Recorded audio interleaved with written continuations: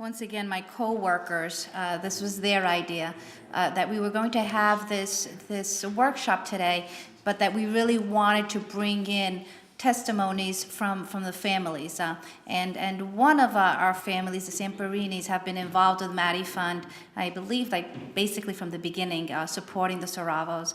And we've, not me personally, but I know that Linda and the others in the organization are seeing Meghan, just grow up into a lovely, intelligent young lady, and she's agreed. She's an avid volunteer for the Matty Fund. She started off, I think her first event was a 5K, and then she participated in Camp Matty. She's gone to our events, and now she's growing up and she's giving back. Now she's a volunteer at our events. She goes to our camp. She mentors other kids, so it's just wonderful. And tonight she's agreeing to share some of her experiences with us. Meghan Zamperini, please.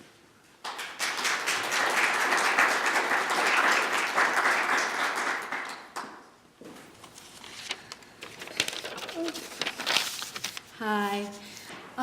So I've been with the Matty Fund for a very long time, like she said.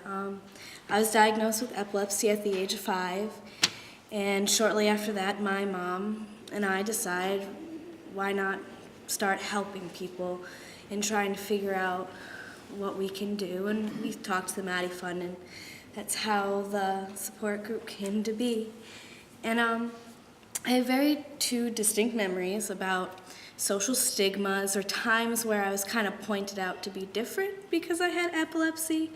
But before I can tell you these, you have to understand I was the type of kid that would be, "Hi, my name is Meghan and I have epilepsy." I was never ashamed or embarrassed about the fact that I had seizures. And maybe that's why I was kind of picked on a little bit more for it. But trust me, if I had got a dollar every time I heard a seizure joke, I would have enough money to put me through college.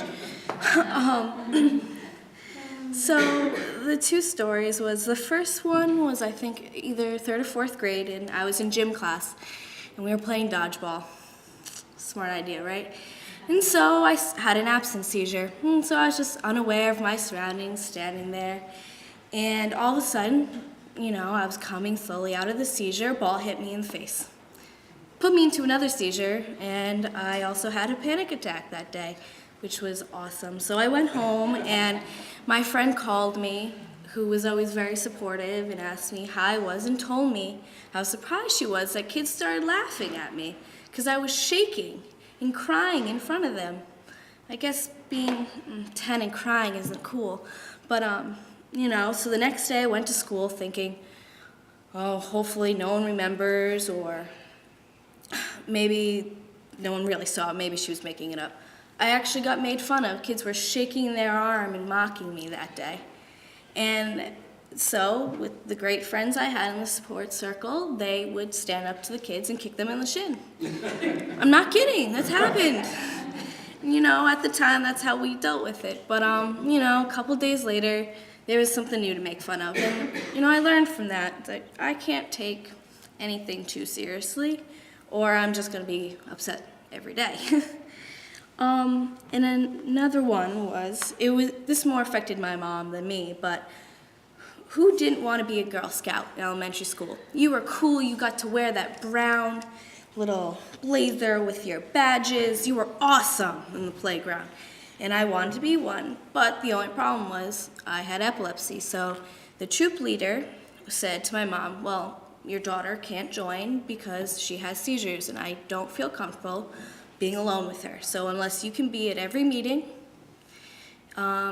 she can't join. So being Girl Scout didn't happen. And that happened a couple times with different activities. I couldn't do gymnastics. I couldn't swim because that was just a bad idea.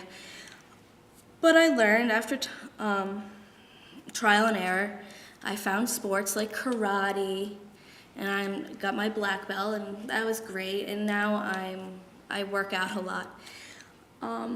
So as I grew up, and having epilepsy never made my life any easier. But it taught me a couple things. I have to take everything for what it is, or you're just gonna be a miserable person. And also, tying back to the whole point of this workshop is in talking about the stigma. Don't let the stigma of what epilepsy is define you as a person.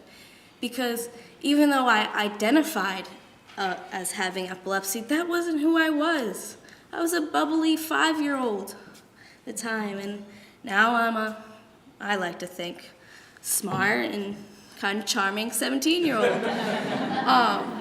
So I don't let what people think epilepsy is define me as a person. And I think that's truly what you have to remember when trying to get through a new diagnosis or even growing up having it. That's it.